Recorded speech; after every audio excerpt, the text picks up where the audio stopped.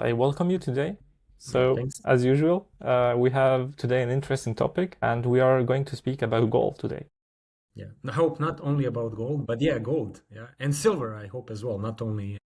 Exactly. So, what happened in the couple of days is that Turkey is planning a new law in 2026, and what they are going to do is that they want to track every gold transaction in whole Turkey. So, that means that in the future, it will not be possible to buy any gold with cash. So they are banning cash and they want to implement a system where they can track every gold transaction, which starts from 1 gram. And for that, I would like to share a Maybe, newspaper. Farouk, just to ask you, what do you think about the timing? Because they're doing that now when gold is at an all-time high. I mean, it increased quite a bit. Maybe we can also look at the chart of gold in the last 10 years, 15 years, maybe even, right? And how do you feel about that they're doing it now rather than when gold was 1,500, 6 years ago? Exactly, the situation where they are doing it is really interesting because we had the all-time high in the history. Mm. And I am convinced that this is not by accident. And we have also to understand the Turkish culture. And it's like that almost everyone hoards gold somewhere. So it's a culture which loves gold, which handle gold in the bank, and also traded a lot. And I know a lot of Turkish people, guys, which are living in Europe and abroad. And when they visit their home country, what they do is they trade in a sense of they sell, they buy. And the other thing is that if people get married in Turkey, that they get um, uh, the surprises by cash and they get also gold. Like a wedding gift, yeah. Yeah, the wedding gift, exactly. Yes, yeah. And yeah, that's the culture, and we have the all-time high, and I'm convinced that this is not happening by accident. Yes, I agree. But I think Turkey is, again, if we look at the gold chart, I think that's very interesting, but that reflects the price against all of the currencies. But I think if you look at the Turkish lira, which has been taking a beating for the last, I mean, forever, like 15, 20 years. I think that if you look at the price of Turkish lira against dollar or anything, right, it's just one way down for, I don't know, like 20 years, right? So there's a lot of inflation in the Absolutely, absolutely. Turkish currency. Exactly. And Turkey right now is fighting heavily against inflation. I was always checking the Swiss franc against the Turkish lira. How does And that look like? it's yeah, as you mentioned, it's not great. One Swiss franc costs you get 54-ish Turkish lira, and Yeah. this is immense. This is really immense, and I'm convinced that the government is trying to push it down, but it's not easy. And perhaps one of the leverage they have is gold and this new law. And it will be Yeah. interesting how this will affect inflation in Turkey as well. Yes. Yeah, you Do asked you about think it the will? 10 years chart. You see, I, it's can you zoom in a bit, actually? Maybe accept below the cookies or whatever that is from Europe. I see the GDPR is, I don't know, you see there's except all, okay. And then, yeah, this is the 10-year chart, yeah? exactly. Yeah. Because I remember gold, I was looking at gold and trading it a little bit since the 2010, 2009. And then we had a big spike in the gold price in 2011. I don't know, whoever watching this is, if you remember, it kind of went from all the way up to $2,000, and then it crashed, right? And then it was going nowhere for many years, right? I think you see it on the left side of your chart, right? And then it kind of, and then it now is going up like crazy. I mean, I think you're showing it against euro, but I think I remember it against the dollar. Oh yeah, like you see it now, right? How it went up like in the early 2010s and so on. and then it crashed and went nowhere for a long time, and now it's back up, right? Exactly. Interesting part is that some experts says, hey, it's going to crash soon again. Yes. And then you have an other side of experts which are saying that it will go higher. It will go higher in a sense of K, 6K. And it will be interesting where it's going to end. Because institutions, central banks are hoarding a lot of gold right now. Obviously, it's going to probably to push it more up, but nobody really has a crystal ball, of course, and see what's going to happen in short-term time period, because it's really interesting. And the question is really valid if it's still going up or going down for the next couple of weeks and months. But I would like to ask Anton about the pros and cons about this law in Turkey. What kind of pros do you see by bringing this new law, and what kind of cons do you see here? So I'll try to be positive, on the positive side. I think, like many people say, or like the argument by the government is that you will have more transparency in the gold as a product, right? That if you buy gold, because it's tracked, it's verified, so they're not tracking only the people buying, but I think they're tracking also the companies selling gold, right? That you will be sure that there will be more tools or supervision that you're getting real gold, right? Because the worst thing you can imagine as a person buying gold is that you get fake gold, right? This is the ultimate worst thing, right? Then also, then secondly, that you will be protected against stealing the gold or against theft, right? Because if somebody steals your gold and it's a gold bar, they're usually marked, right? Then, that you can report it, and then people can track it, or the government can track it, and the authorities and the police or whoever, and they find it, somebody with your stolen gold, that you can get it back, right? I think that's like the argument. To be honest, I don't know how realistic that is. I don't know how many people lose their gold, or I don't know how many people buy fake gold every day. Probably very few people, right? It's not like a common thing in Turkey or in the world, right? In the developed world. So I think this is all about control, to be honest, right? And this is the negative part, right? It's the control of the government, because buying gold on a big scale by everyday people means that they don't trust the currency, right? And that's the case in Turkey, right? People don't trust their currency because the currency has been collapsing for the last. I just have a chart on another tab of Turkish lira against dollar. I mean, it looks like a disaster, Like it's just. I don't know if you want to share it or I can share it, but it just looks horrible. Yeah, just go ahead. If you are able to share it, just let's have a look on it. And let's see. I'll try to share. I try to share screen, and this is it actually. Now I hope you see it. So I don't know if you see it or not, but you need to tell me. But yes, if you zoom in even a little, I mean, just look. I mean, it's like if you, this one shows the 20-year chart, right? So I mean, in 2006, not even 2026, 2006, for 1.5 liras, you would get $1. Today, you need 43 liras to get $1.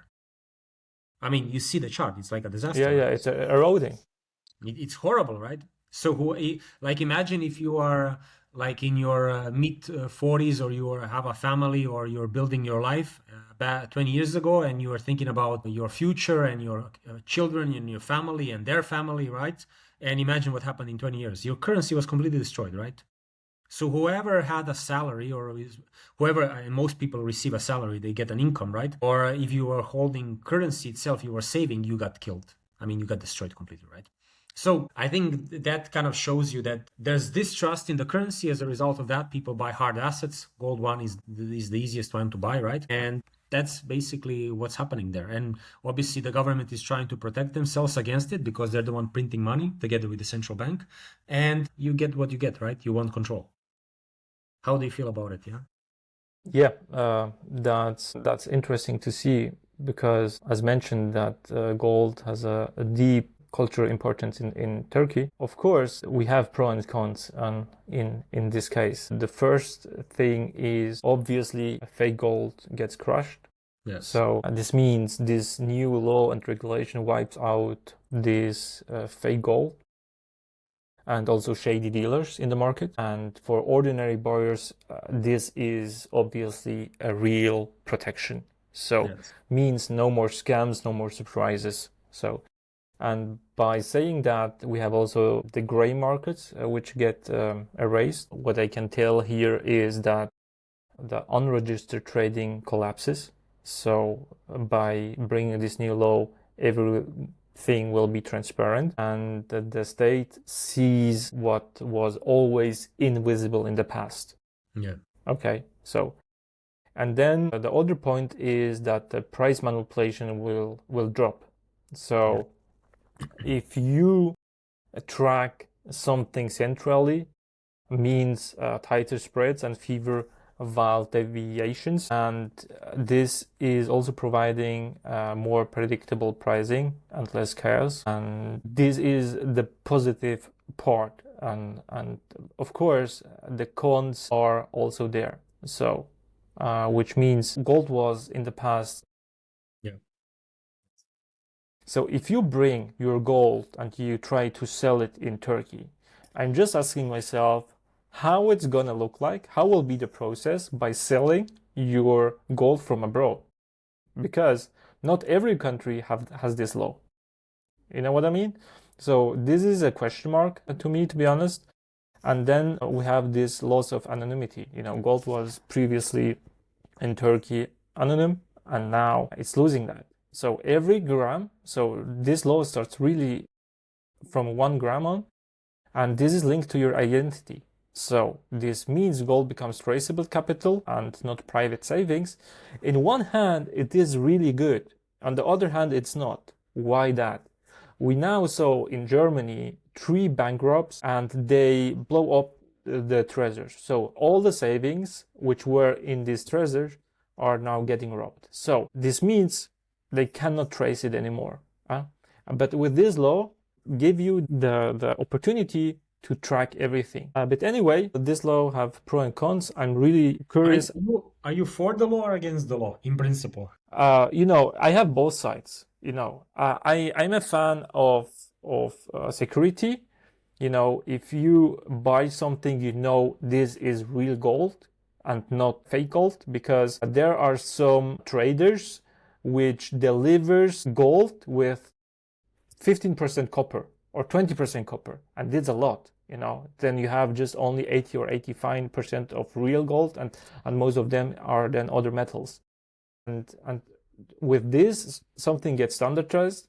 But I'm also a fan of anonymity, you know, so not everyone needs to know what you have.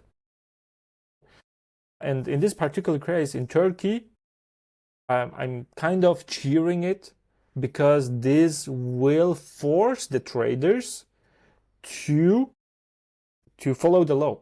So they cannot do whatever they want, you know. And I had a personal case when I was selling gold in Turkey, that I had one coin and they sold it to me with, let's say it was 10 gram, but it was below 10, kind of, because they did something on it, and then I lost, you know, 1 gram by doing this small thing on this coin, you know. And I wanted to sell it after a couple of years, and they told me that this is not 10 gram, this is below it, and I was buying it at 10 gram, kind of, you know.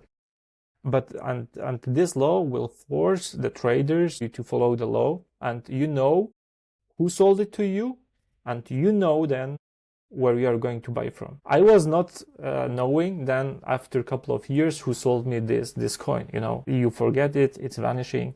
And with this kind of law, you have the pro and cons. And in Turkey, I believe that it's going to be good for the population and people who are living there. Either way, I still have this question mark about what happens if you bring this gold from abroad.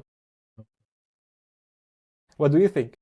I mean, if you build, let's say you bring it from UAE and you want to sell it to in Turkey, I mean, they'll have to record it in their system, right?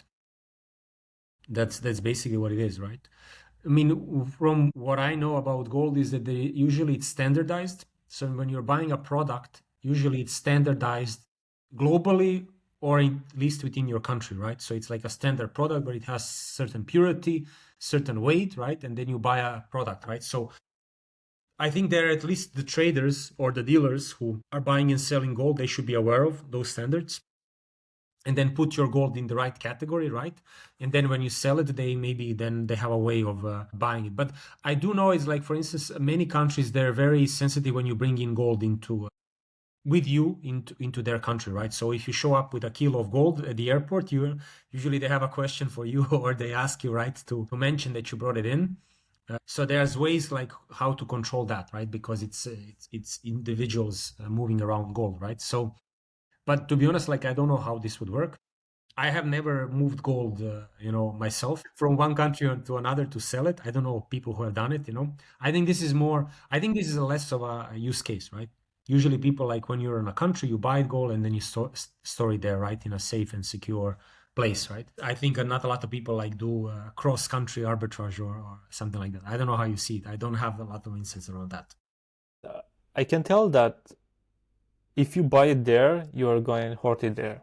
So if you are buying gold, because most of people I know are Turkish people, they live abroad over the world, but if they buy gold in Turkey, they keep it there. Yeah. They don't do it transactional, kind of bring it to the other country. This bring a lot of risk with you. Yes. In the sense of more fees, you have to fill up forms and tolls, all this stuff, all this bureaucracy. And then you have to think about to bring it then back probably, and this is not that easy. Yes. And that's why the most people I know, then they buy it there, they keep it there, and that's it. Farouk, you know what is a lot easier than to bring with you and take around the world? The USB stick. Bitcoin, Exactly. have it in your wallet, you're going around, it stays where it is, safe and secure, you don't have to carry it very heavy, so you can just, and today, digital assets, they're a lot easier to transact with. So it's, you have cards or you have payment providers who let you even like directly pay with your crypto. Basically, they do the conversion to currency, right? To pay locally. So what do you think about less heavy ways to store to store value, to store wealth, right? Exactly. So we are in a digital century, obviously, and we have to go with the time. I always preach that if you don't go with the time, we'll go with the time. So what does that mean? This means having alternative assets and taking that into consideration 100%. Yes. So it's much more easy to carry. And but I have to also mention that you have to be careful about which coins people choose, because the history of Bitcoin is the starting of a new era, and it's really one of the most, it's one of the only coins kind of that don't has a executive board. All other coins like Ethereum, Solana, Ripple, and all these, they have a executive board, and Bitcoin function without an executive board because it's limited to 21 million. So that's why about how to handle it, how to use it, how to store it, much more easier. Taking this into advantage as a asset, absolutely. But I'm still also a fan of physical materials like silver and gold, because being able to have them, to trade them, gives you also flexibility. Yes. Yeah. But you're right, absolutely. Digital assets, 100%. Taking Easy. that into consideration. Yeah, sure. Yes. Exactly. Does Turkey have a similar tracking system for crypto? It's a good question. They are on it, the last information I have, but I can't really tell you if this law is already in place or not. Yeah, I have to do some research there. But this will be an interesting topic for the next time. So Yes. discuss about the digital asset laws across the world, discussing about Europe, UAE, America, and Asia, which country has which law in place. Maybe our community can put that in the comments if they are interested in that topic that we can discuss next time. Absolutely. And definitely tell us what else they want to discuss, or how do they see these new laws or developments around gold and silver, especially because of the price wise. And let's also discuss next time things that are interested for the audience. But I think that's definitely, how digital assets are seen around the world and how do they help people, protect their wealth or grow wealth and so on.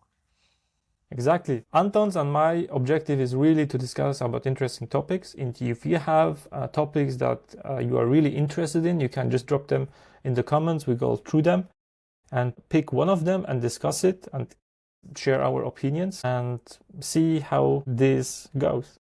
It will be amazing. Amazing. Awesome. Thanks. Thank you very much, Anton. It was very interesting. See you next time.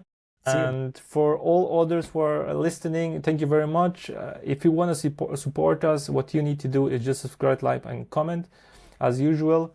And see you next time. See you. Thanks. Thank you very much. Goodbye. Bye-bye. Ciao.